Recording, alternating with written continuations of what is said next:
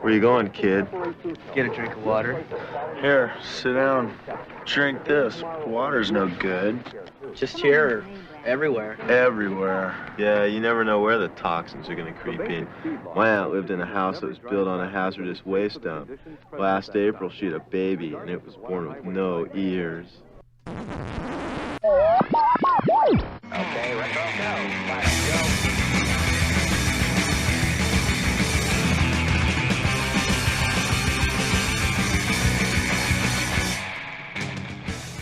Hello and welcome. Welcome and hello. This is Wait, You Haven't Seen?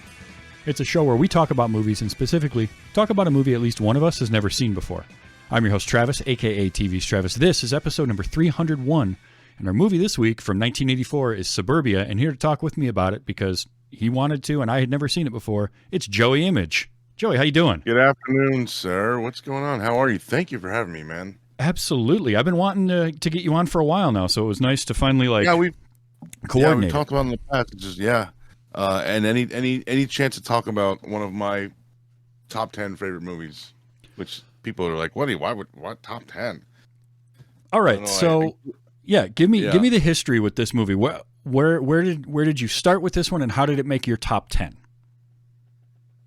So I'm very I don't know, it's weird. I guess since I'm an independent wrestler, I'm very independent, if that makes sense. So I'm very I love watching indie stuff. You know, wrestling, obviously I work in the independents. I watch independents over WWE and the big guys. And I mean, not that I don't watch that, obviously.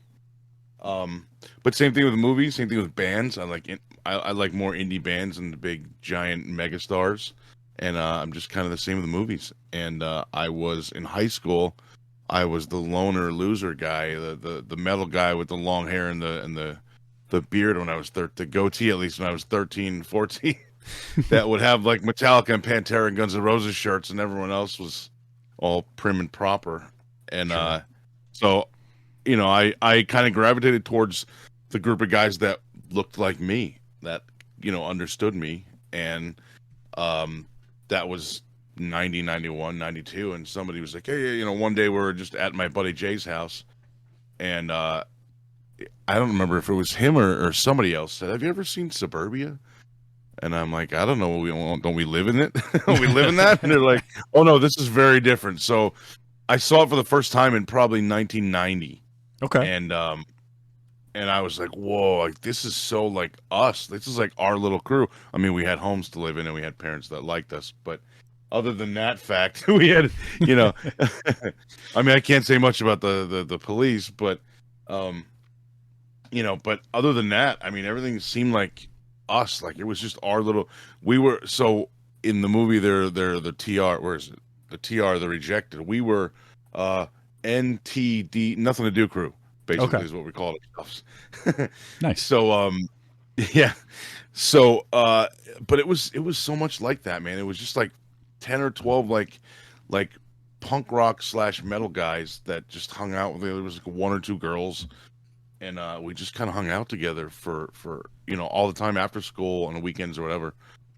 So I related a lot to that part of this movie, and I just fell in love with it. I've probably seen it 150. I mean, it's on right now, just because I didn't get a chance to watch it during the day today. I was traveling. I had a wrestling show in Pennsylvania yesterday. I didn't get home till a couple hours ago, and it's a 3-hour drive, so I came home passed out for a couple hours.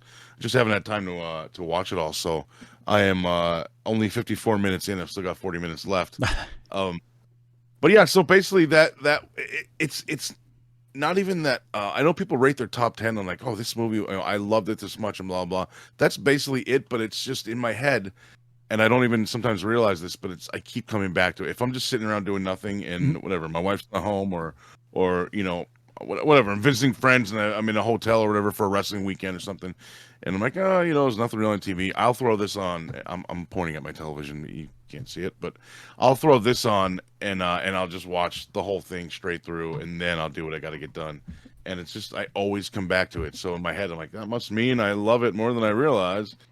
So there's only, you know, there's probably less than 10 movies actually that I do that with, but this has always been one of them. I mean, I have the DVD. I have this on VHS somewhere. I've got a home media Plex server. It's on there. It's like, man, it's just I clearly have the shirt. Yep. Well, movies will do that for you, right? Like you can have that one or two or five movies that are that's your comfort zone. You can always have it on and watch it. Now, I had not heard of this movie directly. I feel like it's been mentioned somewhere just in passing, like because this feels very much like a movie maker's movie thing from like the 80s. Like Tarantino had to have seen this at some point and was influenced by it because there's a scene we'll talk about that straight up like he used in Reservoir Dogs. And it's that kind of thing where like if you were in Southern California or the film industry in the early 80s, you probably saw this at some point and it influenced you in some way. And so I'm sure like it's been mentioned in a book or an article that I've read or something, but I didn't know consciously of it. Right. And so when in 1996, another movie called Suburbia came out, and I was like, wow, somebody remade Suburbia. Like, that's wild. And I watch it. I'm like, oh, this is not Suburbia. I don't know what this is. It was okay. I remember kind of liking it. It's like a comedy, I believe. Yeah, I think it's Richard Linklater. I liked it. I believe so, yeah. And this is Penelope Spheris, which is a worlds apart. Yes. I liked it for what it was, but it wasn't Suburbia to me. I don't even like referring to the 96 one as that. This is such like in my blood, this movie. It's like for me, I do that with one of my favorite movies of all time, and an early one I did for this show is Running Scared with Billy Crystal and Gregory Hines. Love that movie. I haven't seen that in years. There's another movie that came out early mid 2000s called Running Scared that has nothing to do with it at all. It's completely different. And like that never even registers as a movie. I want to say Paul Walker is in it. I could be wrong on that, but it just never comes up to me that exists because all I can think of is Billy Crystal, Gregory Hines, and Jimmy Smits. Right. But this was really interesting to get into because it's not a movie in the sense of like having a real structured plot that goes through it. Correct. And I'm really interested in hearing your thoughts about it.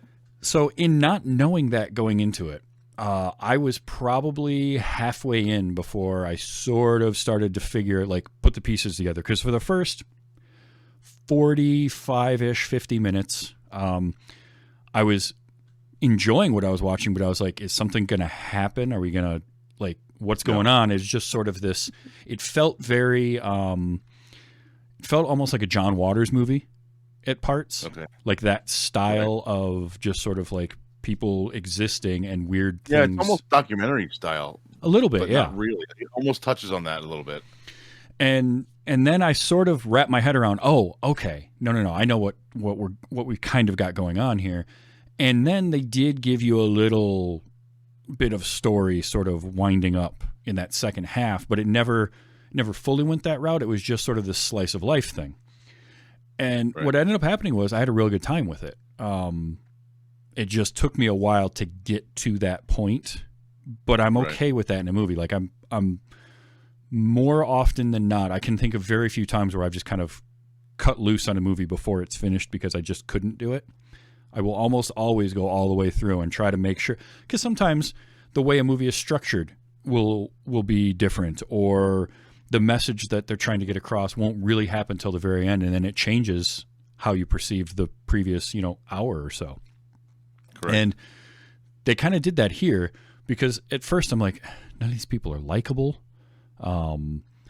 And I'm like, what is going on here? And then as it goes on, because it's a story about a bunch of disaffected youth squatting in a house in LA, right? In the punk scene. It's very punk rock. And yeah, that's part of what I love about it.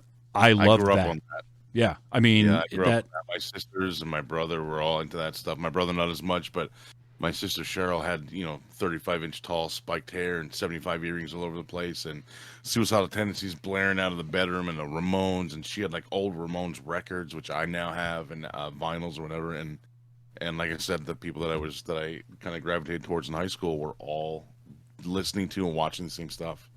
Yeah, and so it's got that aesthetic to it. It's got the characters are, these punk kids, and the other thing was, it took me a little bit to get used to and sort of figure out, oh, these aren't actors. These are punks, musicians, or just kids. Yeah. There's like one or two that I looked had careers that did stuff after this, but almost everybody in the movie was just in this, and that's pretty much it. Or this. Chris and Peterson did a lot of stuff. Yeah. I mean, he was in Platoon, for God's sake. I mean, that's a classic. But in fact, speaking of the punk thing, and like I said, about a bunch of my friends were into that and everything, and we all dressed the same and stuff. I remember when I think it was 9th grade when I first got into like high school, because the schools here went from 1 to 6 and then 7 to 12, but high school itself is considered 9 to 12. So when I first hit 9th grade, and my hair was still long, and my mother was like, "Oh, you got to get a haircut before school starts." Blah blah. I'm like, okay. So she said, "What do you want to do? Like, what do you want to do? You want to just leave it or just trim it or what?" And I'm like, "No, I want the Jack Diddley." And she didn't know what I was talking about. And I had to find a VHS copy of the movie. Like, I want that. So I had just a little bit long on the sides, but like glued back with hair gel and the spiky on the top. I had that for like 4 years or 3 years, and I loved it. I mean, it's quite the look. I did do bleach blonde once in high school, my sophomore year, but it was only the top of my head. Right. See, I've never done all of it, but I've done like blonde tips because I thought girls would like it, and spoiler, they don't. No. Or they don't care.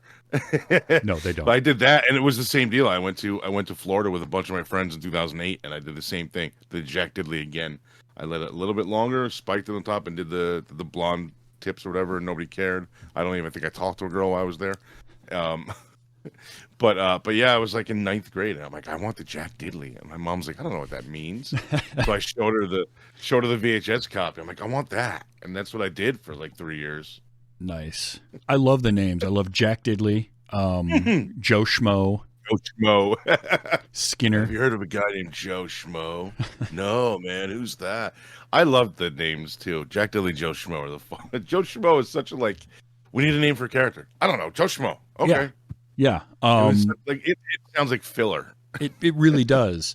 And the fact that they were not professional actors, or if they were actors, they were very early in their career, so the performances were a lot of them were very stiff, or they would have moments like, for instance, Flea is in this.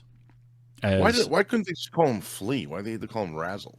Well, what's funny is I caught somebody calling him Flea in the movie when they're in the car. Oh, really? I have never noticed that, I don't think. If you when they're in the car driving around looking for the house, I think with the sod, you hear one of them say, "Hey, where's that house, Flea?" And he's like, "Oh, it's over there." And my name's Razzle, man. Oh, that's funny. I don't think I ever realized that. Yeah, I thought that was really funny. I wonder if that was my name's Razzle. I wonder if that was like an improv line. Like, what are you doing, man? I don't know. It's funny too because he's credited as Mike B. the Flea. Yeah. Right. And this is early for him. He's real good in parts, and other times he gets a little bit stiff. Like when he's got dialogue to deliver, you can tell like he just hasn't done a lot of acting yet, so he's remembering lines. And there was a lot of that. A lot of the dialogue felt stilted.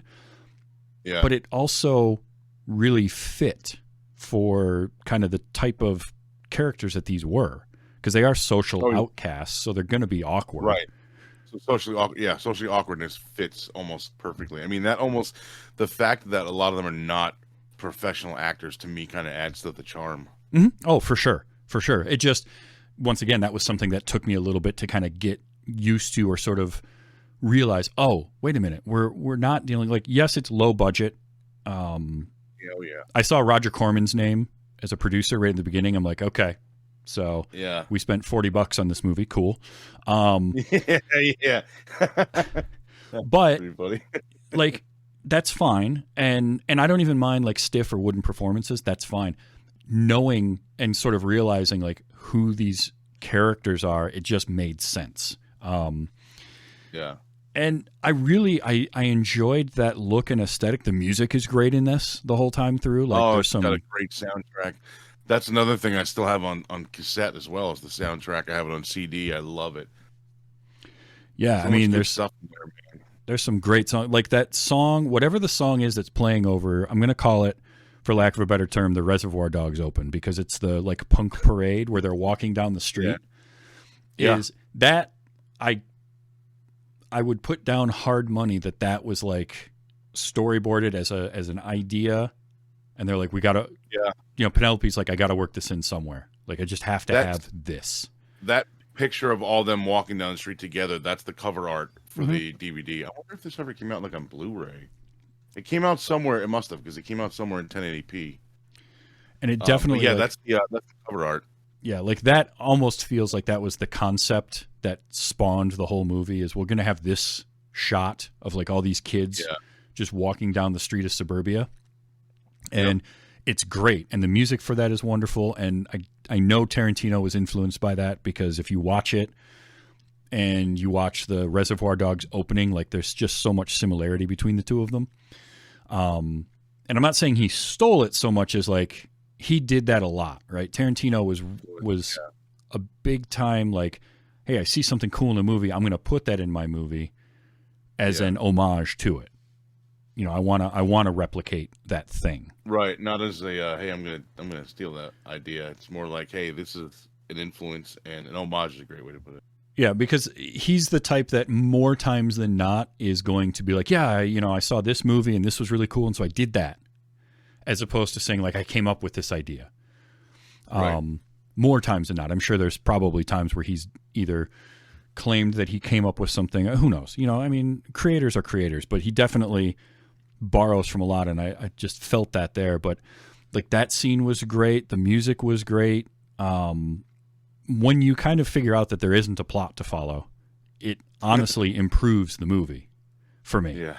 Because I'm now not trying to shoehorn like, why is this happening? I had notes that are like, well, why are they doing this thing?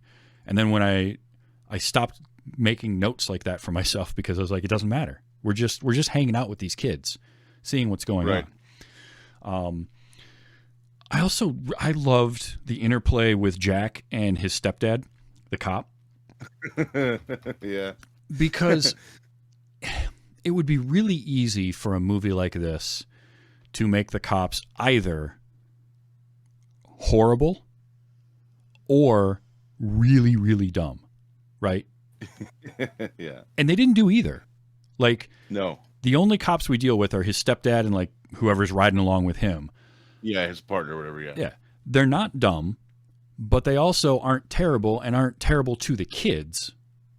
Right. They're just sort of like, his stepdad is like, I mean, come on, you guys are going to get hurt if you keep doing this thing. But he also knows, like, I can't really do anything to you. Yeah, right. But I liked that, because it would have been too easy to make there be like a real big time antagonistic relationship between them. And there is, like, but we don't know why. We don't know why Jack. It's more like underlying. More like underlying. It's subtle. Yeah, because we don't know why Jack holds a huge grudge against him, other than it's just, you're not my real dad type of deal.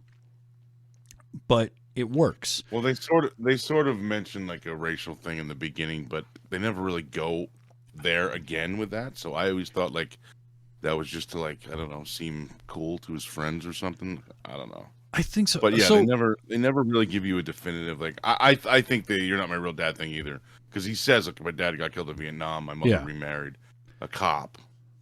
Yeah, which I think that's the biggest thing, right? It's like it's the racial thing and then the cop. So it's the combination of those two, plus it not being his real dad. He's just gonna not like him. It's interesting to me. I do want to touch on this briefly. I do like the. Sorry to interrupt. Do you? First of all, can we swear on here or no? PG-13, a little bit. Okay, so I like the Twinkies line when it's the cop. That's a good one. That line is so funny to me. Yeah, he's gonna shit Twinkies. That line was like particularly the S Twinkies part was like something that my friend Jay always said just randomly after we watched this together. He would just say it like, hey, whatever. I'm going to, if we were going somewhere, hey, we have to be at the movie theater at, whatever, 6:00. Otherwise, Billy's going to shit Twinkies if we don't get there in time.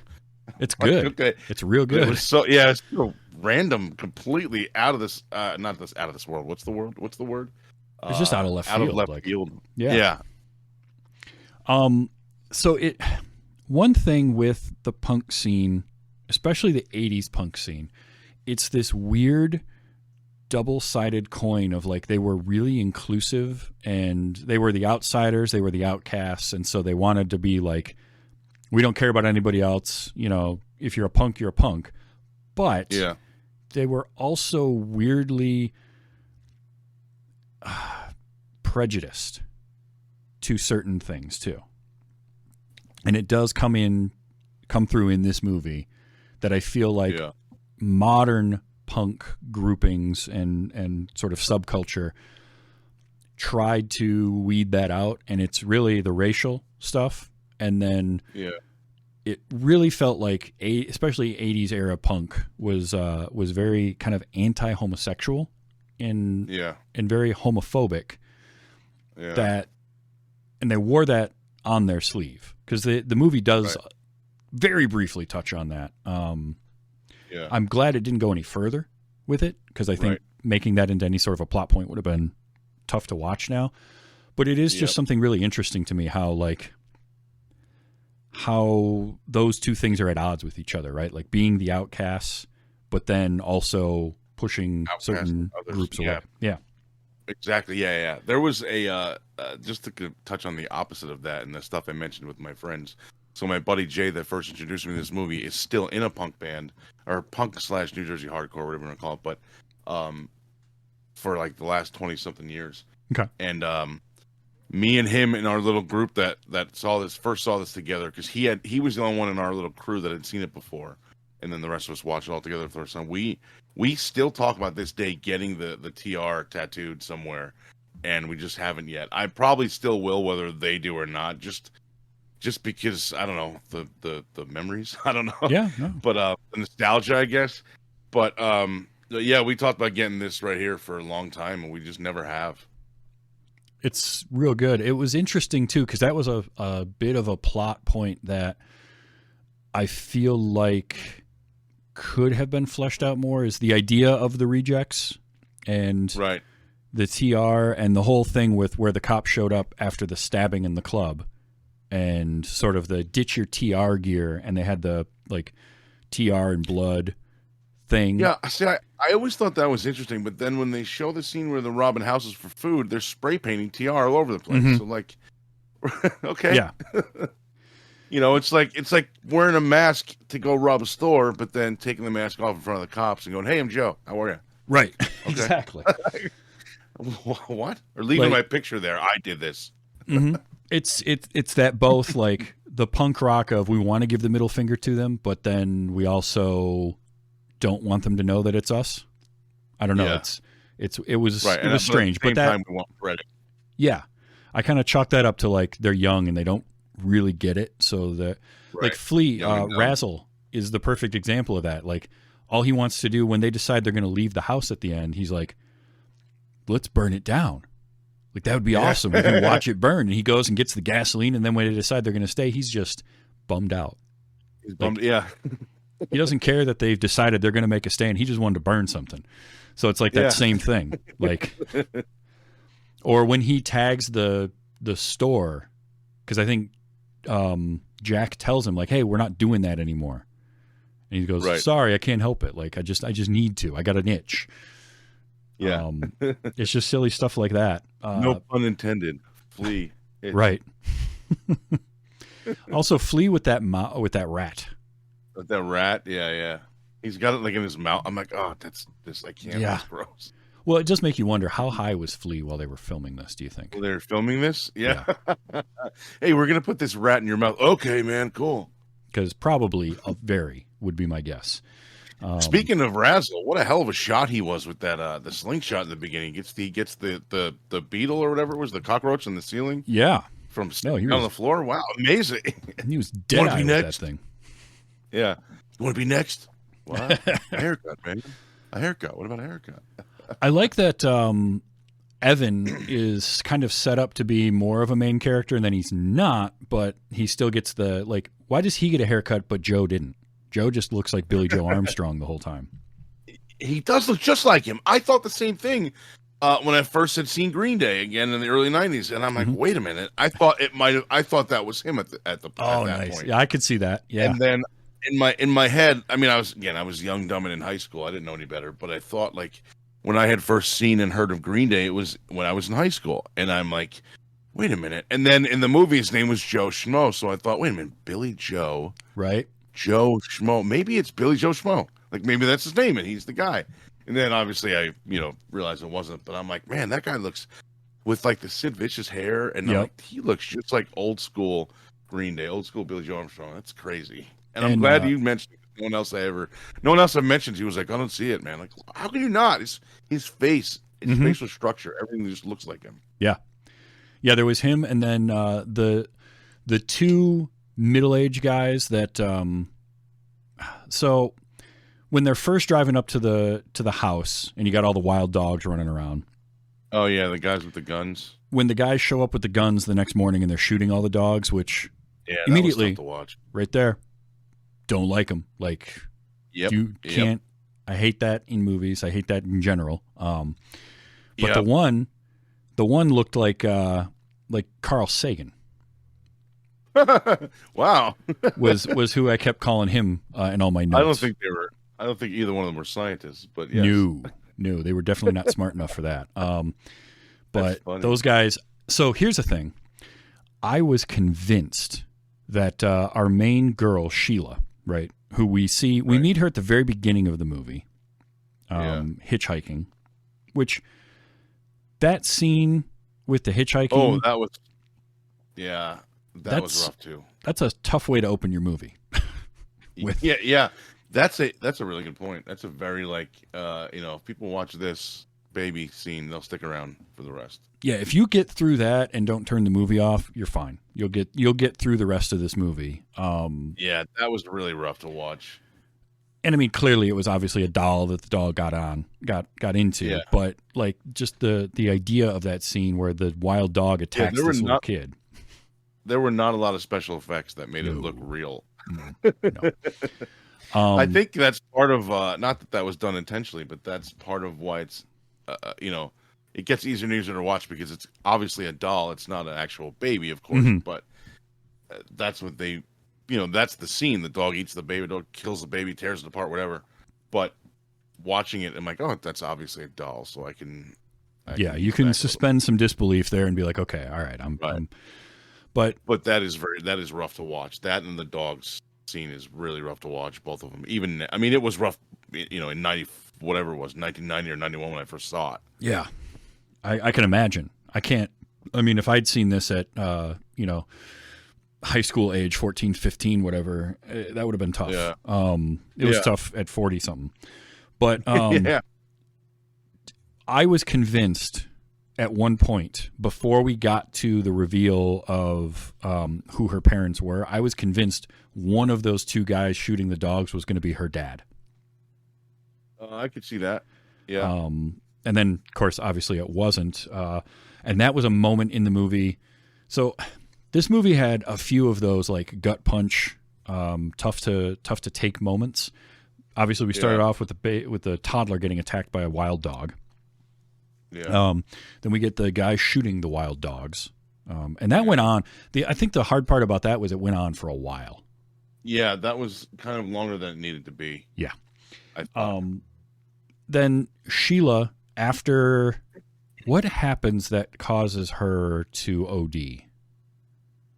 What do they do? Something triggers that. I don't remember. And like I said, I still got like 40 minutes left. Mm-hmm. So it's been a while since I've watched this. So my mind's and I've been hitting that a lot. So my mind's very fuzzy. Mine's very fuzzy, but I don't really remember. But I always thought there was an aura of like just life in general. Like we're basically homeless. We're squatting. Actually, we don't have anything. We don't have. Oh no, I remember. Okay. I don't remember specifically. Was it because of the winch, the kid on the windshield? No, it was when the two guys show up in the middle of the night and they break in and they grab her and like tear her shirt off and right. Okay. Like threaten all of them, right? They threaten them with like, you guys need to clean up your act, or next time we come back, we're not just going to tear somebody's shirt off or whatever. Yeah, and then she ends up ODing that night. Yeah. And it was that I wasn't anticipating happening. Just that whole sequence of events. Yeah. And then you get the moment right at the end, which also, this movie opened with a really tough scene, and it ended on a real down note, because the ending of it is those dudes come back yet again because they just can't leave well enough alone. Right. And they get the crap kicked out of them by the kids, but then drive their car back into the group and run over Evan's little brother. Yeah. That was also kind of tough. Tough. And they zoom in on his face on the windshield, with the blood, and sort of not looking at the camera, but it's a close up of his face, and I'm like, man, that's like, dude, I can't. That's rough. And then to end it like that, too. Yeah. We get no aftermath. It's just like camera cranes up as, Evan is holding his brother, and the cops show up, but all we see them is in the background, and credits start to roll. I was like, yeah. Huh. Okay, I guess we're just done then. But it also fit the whole of the movie. Like, it is just this slice of, like, these kids are living a rough life and they have nowhere to go. Some of them do, and they choose not to. Like, I feel like Jack doesn't have a bad home life. He chose to not want to be there. God diddly. The name still makes me feel. Like, even Joe, we don't get anything beyond his interaction of, like, when he leaves his house to know what his home life is like. Later Days, that was another big thing. That's a good one. Don't even get by this time. Actually, now that I think about it, and I have this on cassette too, but like I said, my buddy Jay is still in the same band the last 400 years. One of their songs opens with that soundbite. Don't even get a goodbye this time. Later Days. Oh, nice. Yeah, it's right in the beginning of one of their songs, and that's always stuck in my head. But, like, we know that Sheila's home life was rough. And we have to assume that she's telling us the truth when she's telling Joe about like where all the scars come from, because we never dive into that. But like, we don't Flea, Razzle, talks about how his parents were druggies, so he can't go home even if he wanted to. Evan, when we meet him, his mom is terrible. Yeah, right in the beginning. I mean, she's introduced as a bad guy pretty much right off the bat. Yeah. Yeah, and then he leaves, and he goes and collects his brother after his mom gets felony drunk driving charges he sees on the news. So she's a full-blown alcoholic. So, like, you've got these kids that have these rough home lives, and so that's why they're squatting in this house. So it kind of makes sense that, like, we don't get a resolution or a happy ending. I just also wasn't anticipating that when the movie started. I didn't know what to expect. I'll be completely honest. So yeah, I'm happy that this was your first time seeing it. Obviously, otherwise it wouldn't be the subject of tonight's show. But you know what I mean. But yeah, it's really interesting, and like I say, it's real good punk rock. It's got that feel to it. It's not an easy watch. Both from a standpoint of just technical, because it is low budget and it is young filmmakers. I mean, Penelope Spheris, this was like the second thing she had done. I think the first was she had done a couple of shorts, but her other thing was The Decline of Western Civilization, which was a documentary on punk, right? Yeah, yes, sir. There's, I think there's 4 parts now by now. Or I know there's 1, 2, and 3. There's like a punk one, there's a metal one, and then I don't remember what the other one is. But I think there may be a fourth one now. I don't even know. Okay. I know there's 3. But like she had done that and then made this movie. So she's still real young in her directing career. Yeah. Yep.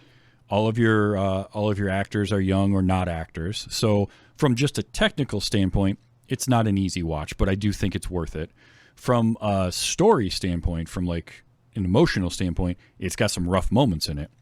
I did find it interesting though, and I did not know this until I saw her name as director, and I'm like, why is that name familiar to me? And then I looked, and she had a stretch in the 90s of some movies you've probably heard of before. Yeah. I did not know she was the director, and this is what made me think of it, was Wayne's World. Yes. And then she followed that up with Beverly Hillbillies, The Little Rascals, and the Chris Farley, David Spade, Black Sheep. So from like 1990 to 1996, she was doing these kind of comedies and stuff like that. So she refined her directing quite a bit, but this is where, you know, a lot of it got started. So still directing, or was directing up till 2012 was her last project, The Real Saint Nick. Yeah, correct. Yep. But you know, it's one of those where it is a little bit amateurish and low budget, but that is what it needed to be. Like this particular thing, you need to have these kinds of movies, I think, exist to be a bit of an art form, and art isn't always going to appeal to everybody. Right. But I did dig it for sure, and it had some funny lines in it. I captured a little bit of audio. I got to play some of these. Some of them had me like kind of cocking my head to the side, like, well, why? And then others were just like, I love Jack. You've got this weird, again, the dichotomy, right? Like we're at the punk club and a fight gets started because are you gonna mention the snails line? Is that where you're going? Well, that's not what I captured, but it leads into that was it because just like such a random throwaway line to me. Like, you can't lay in the grass, snails will crawl on your face. Like, it seems so like silly to like. I would just think like, oh, it's gonna be cold out. Right. But the first thing he thinks of is like snails will crawl on your face. Like, okay. But like, meanwhile, they live in the conditions they live in. So why does he care if something like that is gross? That's what I thought. Like he would think like, oh, that's gross. Like, I don't want snails all over me.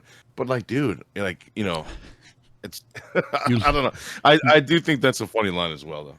That one, but like it's that weird. Again, they're at the punk club, and Skinner, who we don't know yet, but he starts some stuff with a girl that's in the club who gets assaulted. Also rough to watch. It's tough.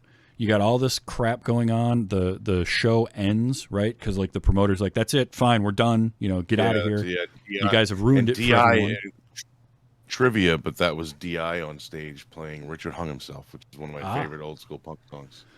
In fact, that's my favorite version because that's a different version. They actually performed that live for the movie. Oh, nice. The version on their actual album, which I think it's on the album's title, "What Good Is Grief to a God." I think that's like a very, you know, mixed like studio version or whatever. As mixed in studio as punk rock got back then. Sure. But I love this live version. But anyway, just throwing that out there. Yeah, no, that I love hearing stuff like that because it's real good. And that was the authenticity, I think, is the thing that this movie does have, right? Between the music Actually, and the you know people. what? Here's another quick trivia note. Penelope Spheres met Chris Peterson, a.k.a. Jack Diddley, at a D.I. concert. That's how she chose him to be in the movie. Yeah. That's cool. That was also something that, like, my friend Jay would always, like, mention or bring up when anytime like this movie or punk rock came up. Hey, you know the guy from Suburbia, like he wasn't an actor, he was just some kid at a show. So, and we had shows like that all the time. Like my buddy and other punk bands that we were friends with, like local area indie bands, would do stuff in we called it the 234 house. It was my buddy's house. It was on 234 Westwood Ave, and he had a huge 2-car garage and a really long driveway, and parents always parked in the driveway and never in the garage. So the garage was empty. So probably 15 or 20 of us got together, built a makeshift stage, bought a bunch of half stacks, and just made a, you know, air quotes, concert venue out of it. So every weekend, and they weren't allowed to charge anything because it was a private home. It wasn't obviously an entertainment venue. So they were allowed to ask for donations if they wanted. So, I mean, bands like people, everyone now knows who AFI is. And AFI is like $50-$60 for tickets, and they're doing big shows now. I saw AFI for $3. I still have the flyer. And I hung out with Davey Havoc for maybe an hour and a half after the show, just hanging out and BSing, and just like, I don't know the guy. That's the last time I've ever talked to him or seen him in person, but it was in my buddy Andrew's garage in Westwood, New Jersey. And so the shows that are like shown in this movie are very like that's another thing I can like super relate to that. Yeah, because this feels like it's a venue, but it is like just a warehouse that they put a stage in. Yeah, and right. They just show stuff there. But like, so you get that whole scene followed right up by Jack finds this kid just laying in the ground. He's like, "You can't sleep out here. Come on, I'll take you to you can come with me." Like, yeah, two sides of that coin. They're terrible to this girl in the club, and he's terrible to the girl that he drives up into the car with. Jack is. But then he turns around and helps out a kid that is clearly been drugged. Yeah. But when they're driving out to the house, they get behind a bus, and the bus just blows out black smoke. And then he, like, as they're driving by it, Jack takes a beer bottle and chucks it at the bus, and he just says, "I hate buses." And I was like, "Why do you hate buses? What's wrong? I mean, what did the bus do to you?" Completely a random line, but hilarious. Yeah, in that just scene. out of nowhere. Buses. And then they get out to the house. The house is terrible. Like, that house is, and I think I did read it was an actual condemned house that they were using. Oh, that I didn't know. That's cool. Authenticity. Yeah. I liked that when they're driving out there, they go through part of Suburbia where all the houses look fine and seem to be in decent repair, and then you get almost the exact same shot, but closer to where their flop house is, and it's the same shot, but all the houses are run down, boarded up, and all that. And they show the addresses outside that are like spray painted, like whatever 9352, 9354, and they're all just spray painted on big boarded up pieces of wood. Mm-hmm. But they get out to that house. They spend the first night there, and when they wake up the next morning, gunshots. I loved, because this exchange was great, when the cops show up, and those guys are standing there, and they ask him a question. First of all, he shoots at one of the dogs right in front of the officer. Yeah. I was like, okay, ballsy, but sure. Right. But then when they ask him if they've got papers for the guns, and I just loved, "Officer, we're from Citizens Against Crime." Most citizens are against crime, sir. The question was, do you have papers for the guns? Most of this is against crime, sir. yeah, like, no shit, really. What we want to know is, do you have a permit? And they're like, oh, these are all legally registered. Those He's got guys. the paperwork right in the visor. Oh, I just wanted to kick them. Just kick those guys constantly. And then once again, like the dad,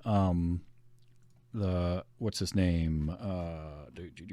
Officer William Renard, right? Cop you're talking about? Yeah. Played by David Allen, or Donald Allen rather. I liked him a lot, and I just loved when he is handing the gun back to the guy at the end of that exchange, and he just says, Got a big kick out of shooting that dog, didn't I? like, he knows what this guy's all about.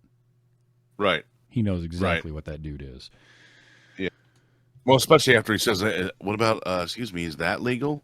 Bunch of kids in a... Yeah. Yeah, there was obviously an agenda, and the cop knew what it was. Mm-hmm. Which I like. I like the cop not being dumb, but also not being like corrupt or vile or anything like that. Like, he's just he wants to do his job, but he also knows like what the limitations are. He knew it was more about this guy just getting his rocks off than trying to like protect the community or whatever. Yeah. Or Citizens Against Crime. Citizens Against Crime. I love that. So then we get the kids are all in the house, and Skinner asks Evan, I think, like, do you have your mark or whatever?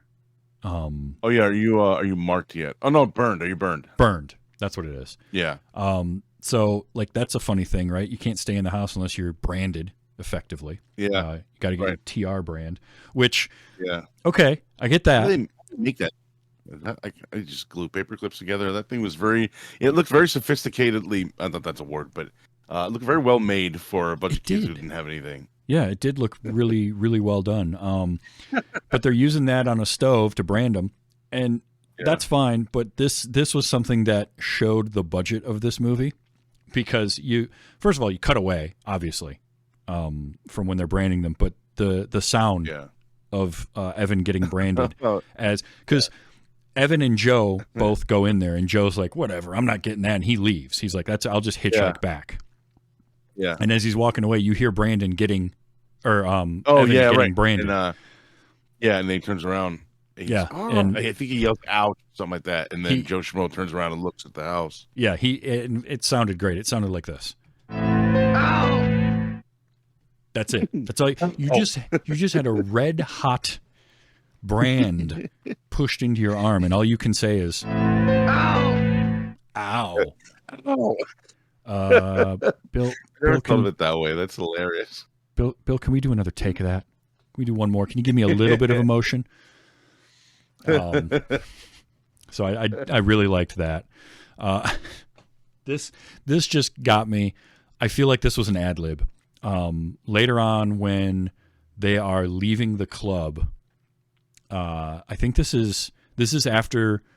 So we're at the club. Skinner decides to leave for whatever reason.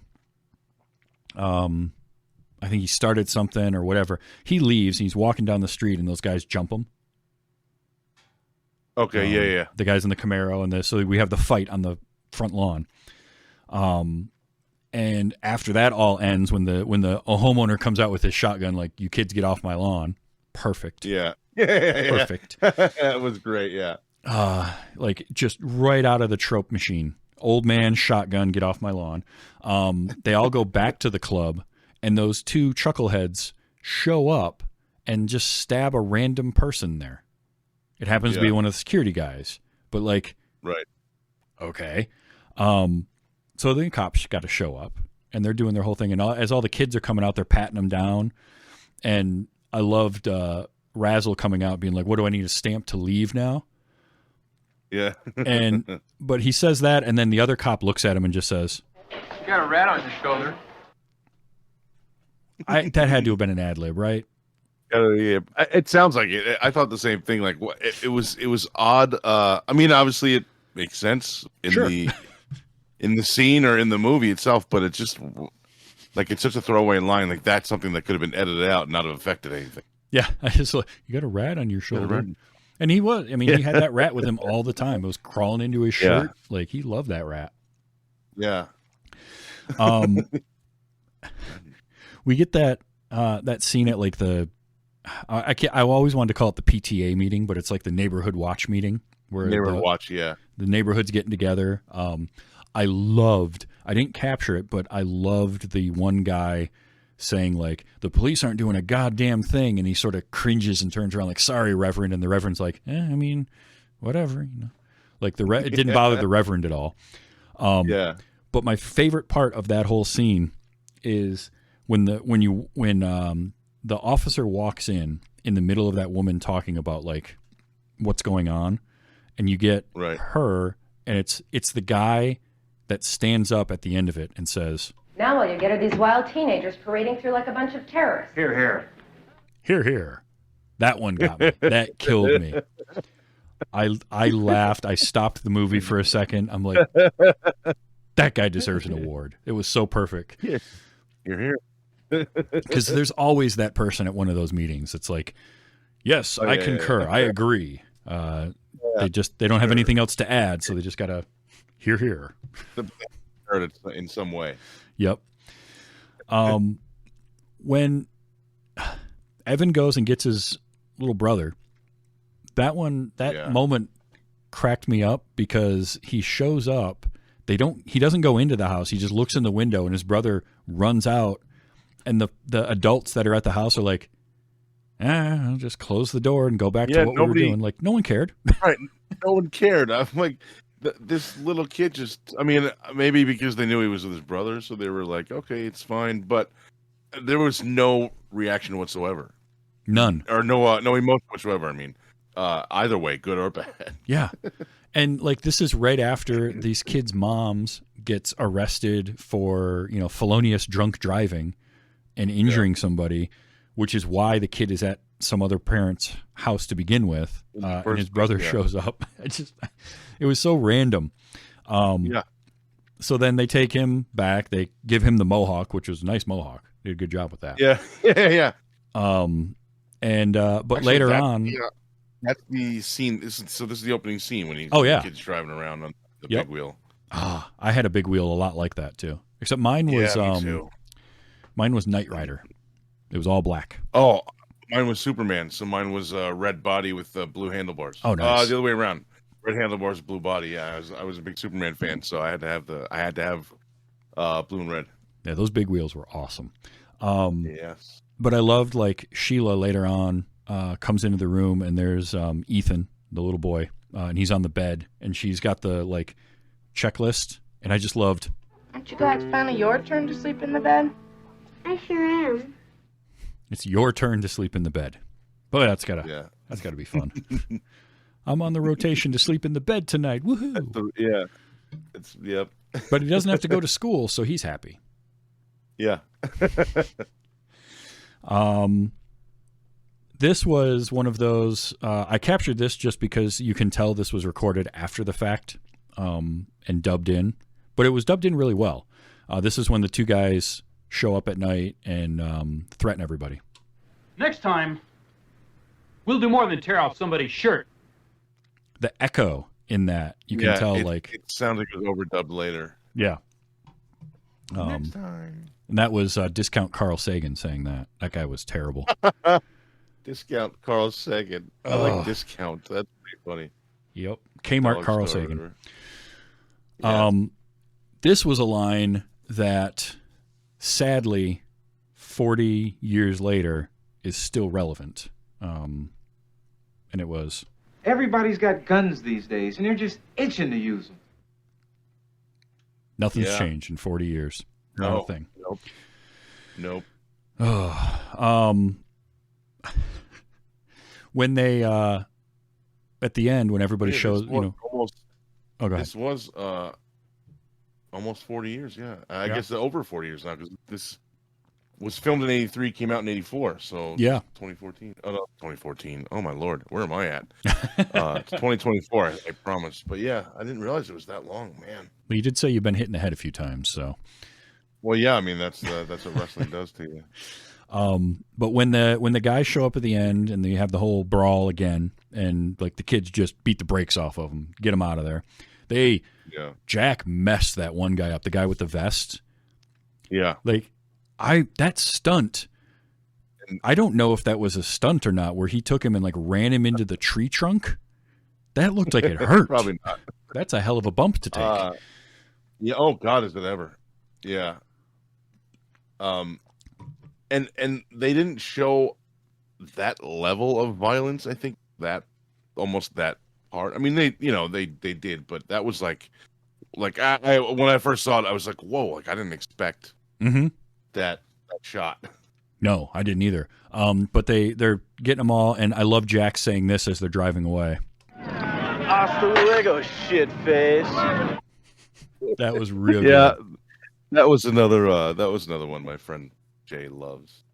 I mean, it's quotable, right? There's some good quotes in this movie. I mean, the Twinkies line is still my favorite one in this movie, though. Couple that with Ghostbusters and Twinkies. Like Twinkies were a big thing in the 80s. Yes. Right? Tell them about the Twinkie. And then finally the last one, just because this was some very good satire by Penelope Spheris. And that is, we get Discount Carl Sagan and his buddy meet up at the Kit Kat Lounge, which is where, the one is just hanging out. Like his wife doesn't even know where he is. He's just there watching the stripper. And his buddy shows up and is like, hey, did you hear what happened? Those punk kids, one of them OD'd, and then they just showed up and wrecked the funeral home. Like he's got the whole story completely wrong, right? Because they don't actually know anything that they're talking about. But he goes and tells them about that to enrage him. And it was this line being delivered in a shot of the two of them sitting in the Kit Kat lounge with a stripper dancing behind them. And he says, "But if you ask me, that's downright sinful." It is downright sinful, sir. It is. Well done. I never picked up on that at all. Just that word sinful and the girl, I've never picked up on that. That's hilarious. I love characters in movies that are completely have no self-awareness whatsoever. Yeah. And that dude was just completely clueless. Like, he was fine to be sitting in there, but what those kids did, that was sinful. Like, that stuff just kills me. I love it. That's such a good word to use in that scene, that setting. That's so funny. I never picked up on that before. And that's the kind of stuff that when I see a movie like this movie in a vacuum for me is okay, but it's not great. But then I see something like that and it makes me realize, okay, you've got a writer and a director that has some ability here. They know what they're doing. Right. So it's like the punk parade slow-mo shot of them walking down the street. That's brilliantly done. That moment in the Kit Kat lounge is brilliantly done.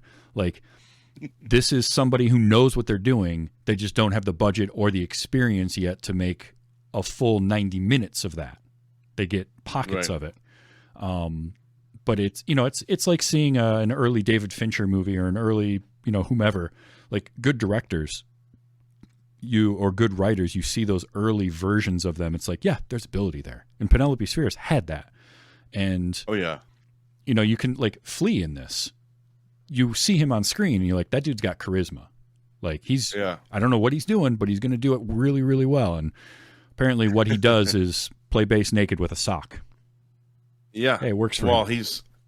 I've never seen them live, but I've seen videos of the Chili Peppers. He's got that charisma on stage too. Oh yeah.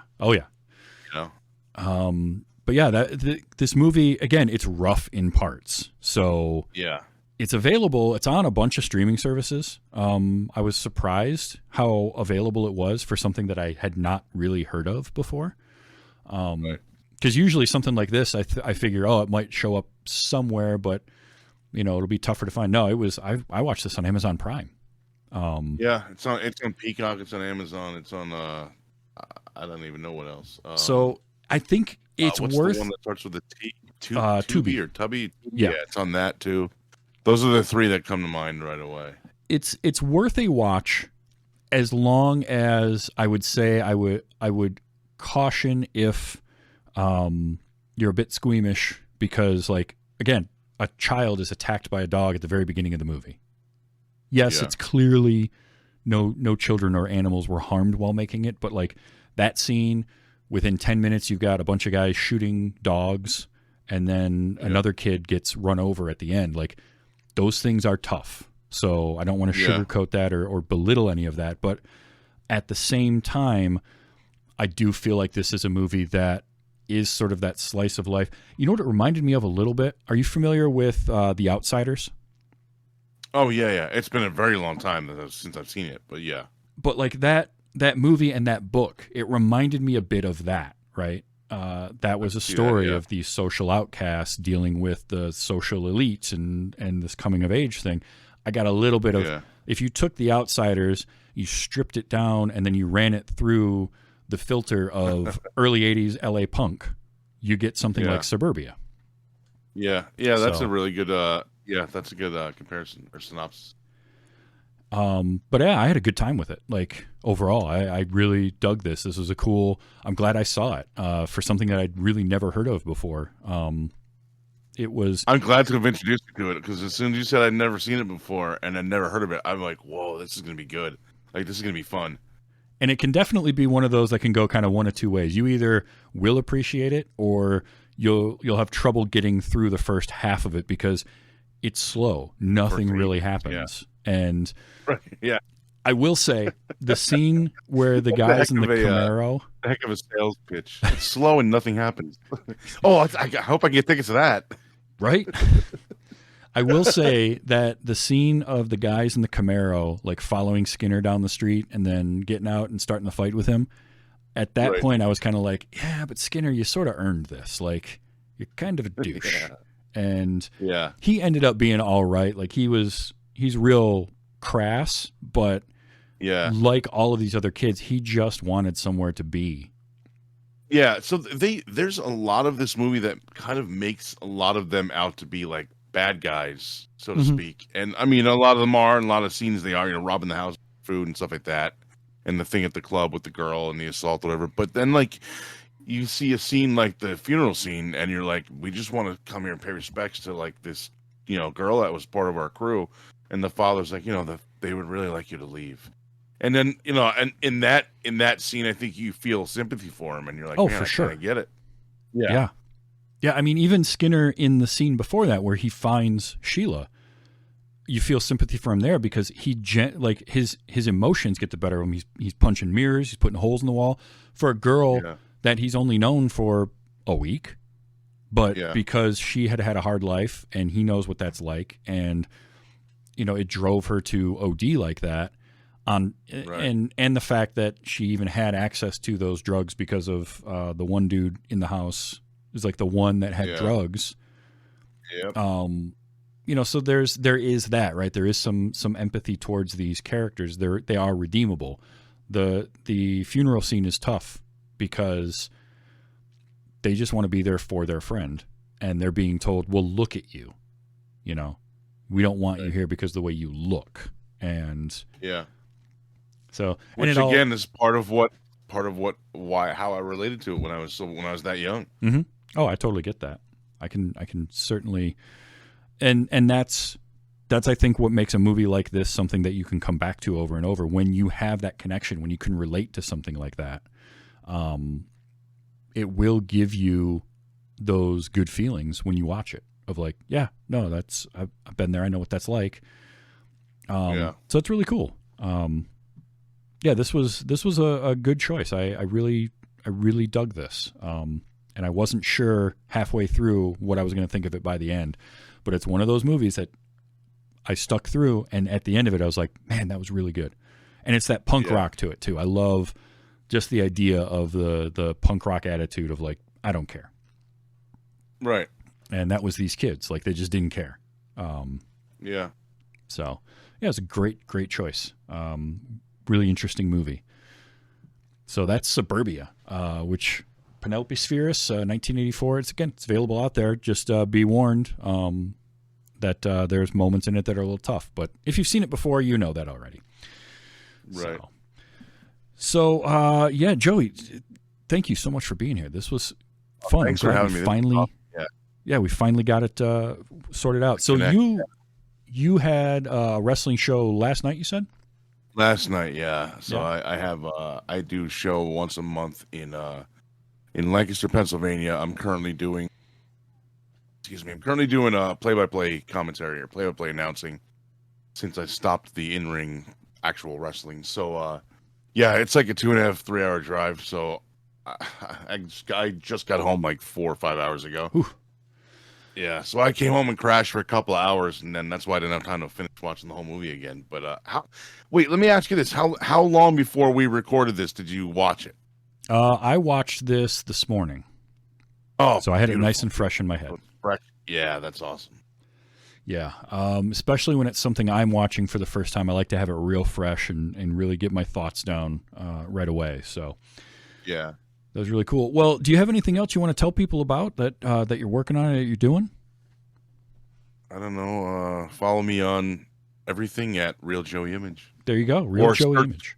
Search Real Joey Image. Yeah, I think Twitter is the only one that's different. It's Real Joey Image _. Okay. For some reason they won't let me have just the username. I don't know, but I'm on there less and less. Yeah. Grab me on Bluesky, I think. Grab me on Bluesky. Real Joey Image everywhere else. And, excellent. All I'm doing regularly is like a little bit of TikTok here and there, YouTube, and I don't know. There's a brand new. The new TikTok killer, they say, that's just came out on Monday called Mango Entertainment. Check that out. I'll have to look into that. But yeah, search for Real Joey Image. Now, if you like this show, I do record it live every, typically Sunday nights, 8 p.m. Eastern time. You can catch the live stream then on either YouTube or Twitch. Or podcast is more your speed. It's out as a podcast every Wednesday, anywhere you get your podcasts, including a video version that is available on YouTube. If you watch it on YouTube, throw a subscription. It helps the channel grow. And if you like to get the podcast a few days early, as well as some extra bonus content that I'm doing, you can do that at Patreon, patreon.com/WYHS. You'll get this show early, and you get stuff like my first watch diaries. I'm currently watching The Fall of the House of Usher for the first time from 2023, and talking about those episode by episode, which is a ton of fun. So definitely check all that out, or you can go to tvstravis.com, find all the links for that. Now, next week, I have a swan named Emily coming on, who I have been wanting to get on for a little while now, and she is bringing me a movie also I have not seen before, and I'm really curious for it, and it is called Shall We Dance? So definitely come back and check that out. Emily is a ton of fun. I met her at Dragon Con for the first time this past year, and we decided that it was time to get her on this show. So that is going to happen. And after that, I have a real fun one for a nice B-movie horror called Sleigh Ride that I'm going to be talking to the director of, Olivia Dunkley, is coming on to talk about that in a couple of weeks. So that'll be fun, too, as we roll on past episode 300 and into 2025 for Wait You Haven't Seen. Joey, thank you so much for being here. We'll do this again. We'll find another one. I'm going to find a movie you haven't seen. I'm going to make you watch it. That would be awesome. Yeah, I like that. That's a cool idea. So yeah, until next time, just remember to enjoy your movies, everybody. And yeah, let's go into 2025 and be excellent to each other. All right? There's been Wait You Haven't Seen.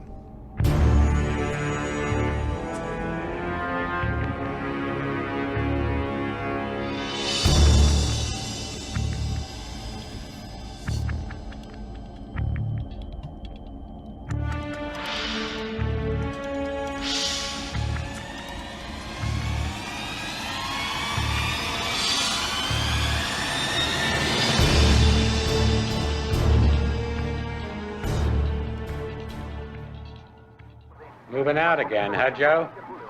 Don't I even get a goodbye this time? Later days. Yeah. Later days. Later days. Thanks, Billy Joe. That was fun, man.